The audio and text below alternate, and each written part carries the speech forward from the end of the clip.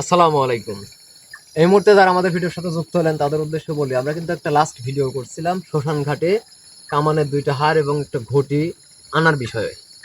তার পরবর্তীতে আর কোনো কিন্তু ভিডিও আমি তুলে ধরি নাই, কারণ হচ্ছে রানিং রমজান মাস চলতেছে এবং আমরা যে লক্ষ্যে আগাইতে চাচ্ছি সেটার জন্য কিন্তু একটা মহাযজ্ঞ চলতেছে। কারণ হচ্ছে নামাজ রোজা আবার রাত্রে হচ্ছে তারাবি সব কিছু মেনটেন করে সময় মতো ভিডিওটা তুলে ধরা, এটাও কিন্তু একটা বিশাল ব্যাপার হয়ে দাঁড়ায়। যাই হোক, আমাদের যে মহাযজ্ঞর কাজ, আমাদেরকে যতটুকু নানা হুজুর শর্ত দিয়েছিলেন ততটুকু আমাদের শেষ। তারপরে আমরা শুধুমাত্র নানা হুজুরকে আসনে রাখছি যে কিছু জিনিস শুনবো, তারপরে আমরা মূল কাজ মানে যিনি বারকান রাজা, যিনি হচ্ছেন 5টি গোত্রের শাসক, তাকেই আমরা ডাকবো। ডেকে তার সাথে আমরা কথা বলে পরবর্তী স্টেপ সেদিকে আমরা আগানোর চেষ্টা করব। তো হুজুর, আপনি আমাদেরকে যে নিয়ম কানুনগুলো দিছিলেন সেইগুলো সবকিছু ঠিক আছে কিনা এবং এই নিয়ম কানুনের কোনো পরিবর্তন আছে কিনা এই মুহূর্তে? তোকে যে নিয়ম দেওয়া হয়েছিল জি এই নিয়মেই সঠিকভাবে কাজ করবি। জি আর এতক্ষণ পর্যন্ত যতটুকু করেছিস জি ততটুকুই ঠিক আছে। তবে ওই যে শ্মশান ঘাটে গিয়ে কামানের হাড় আর একটা ঘটির কথা বলেছিলাম, এই দুটো জাগ্রত করার জন্য যে সাধন করার কথা ছিল সেটা কি হয়েছে? জি হুজুর, আমার জানা মতে আপনার নিয়ম অনুসারে সেই 2টা জিনিসেরই ক্ষমতা জাগ্রত করা হয়েছে। ঠিক আছে। এখন তুই যখন খুশি তখন সেই বারকান রাজাকে হাজির করতে পারবি। তবে মনে রাখিস, তাকে যখন হাজির করবি আমি যে নিয়ম দিয়েছিলাম সেই নিয়মেই হাজির করার চেষ্টা করবি।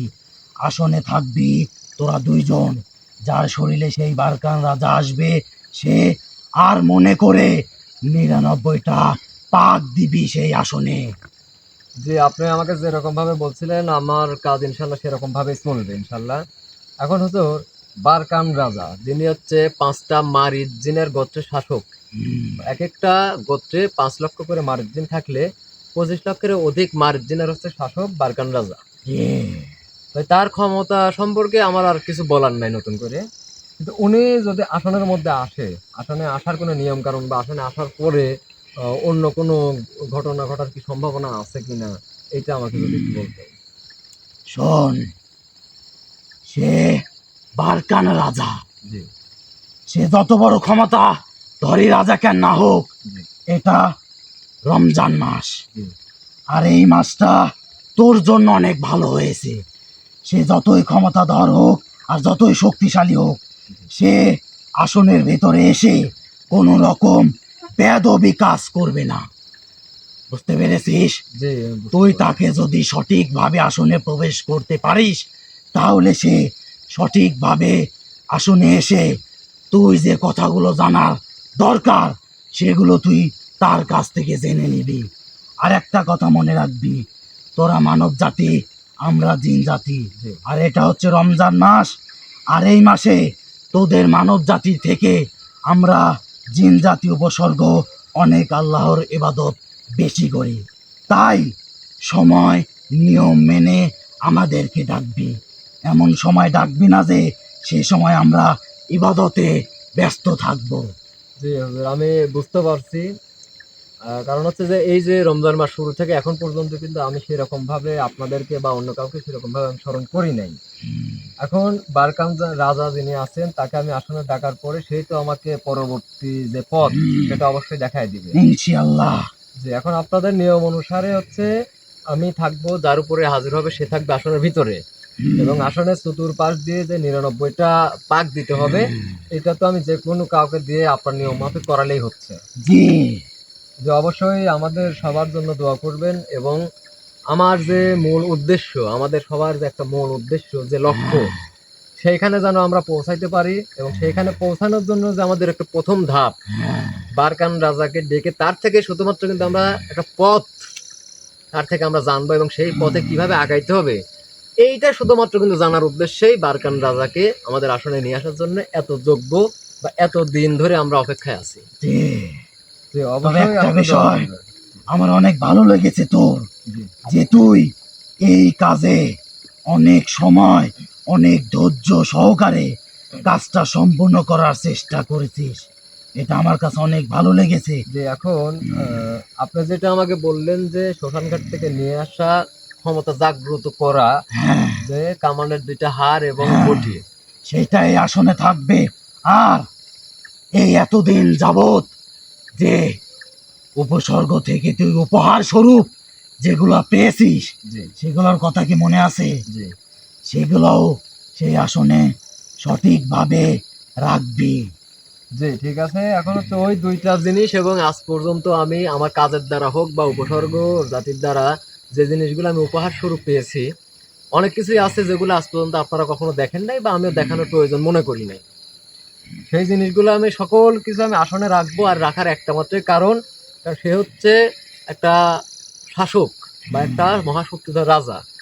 এখন তাকে যখন আমি ডেকে আমার আসনে নিয়ে আসবো, তাকে সম্মান স্বরূপ অবশ্যই আমার আসনের মধ্যে এমন কিছু রাখতে হবে যেন তাকে যে আমি ডাকছি বা আমার সাথে যে একটা কথা বলতেছে বা তার ক্ষমতার কাছে যেন আমি যা কিছুই রাখি সেটা যেন সম্মান স্বরূপ থাকে, অসম্মানে যেন করতে না হয়। যখন আপনার কথা মতো আমি সবকিছু ইনশাল্লাহ রাখবো, এবং বারকান রাজাকেও ডাকবো। আপনিও অবশ্যই দোয়া করবেন যেন আমি আমার কাজটা সফলভাবে আগাইতে পারি, সফলভাবে যেন করতে পারি, এবং উনি আমাকে যেন সঠিকভাবে সঠিক পথটা দেখায় দেয়। কারণ আপনি কিন্তু খুব ভালো করে জানেন যে আমি যে একটা মানে পথ চাচ্ছি, আমি যে এটার হচ্ছে জন্য এত কিছু করতেছি, সেইটা যদি একবার আমাদের কাছে আসে বা সেই পর্যন্ত যদি আমরা একটাবার পৌঁছাইতে পারি সঠিকভাবে, তাহলে ইনশাল্লাহ জিন উপসর্গের দ্বারা মানে সকল কাজ, আর আমি যদি শর্টকাট বলি তাহলে হচ্ছে পুরা জিন উপসর্গকে নিয়ন্ত্রণ করার যে একটা বিষয়, ততদূর পর্যন্ত ক্ষমতা আমাদের কাছে চলে আসবে। এবং এইটার একটা কারণ আছে, শুধু একটা কারণ, মানে একটা জিনিসকে উদ্দেশ্য করে কিন্তু আমাদের সেই পর্যন্ত যাওয়ার প্রচেষ্টা। তো হুজুর, আমি আপনাকেও আসলে বেশি সময় সময় রাখবো না, কারণ হচ্ছে আপনি তো বলছেনই যে বিশেষ করে রমজান মাসে আপনাদের ইবাদতের সময়টা অনেক বেশি। এই কারণে আপনি যে আমার আসনে আসছেন, এতক্ষণ পর্যন্ত যে থাকছেন, এতেই আমি অনেক খুশি। তো আপনি আমার আসন ত্যাগ করতে পারেন। যদি ওইরকম কখনো প্রয়োজন হয় তবে ইনশাল্লাহ আপনাকে স্মরণ করলে আপনি একটু আসবেন। ঠিক আছে। জি, আসসালামু আলাইকুম ওয়া রাহমাতুল্লাহি ওয়া বারাকাতুহু। ওয়ালাইকুম আসসালাম ওয়া রাহমাতুল্লাহি ওয়া বারাকাতুহু।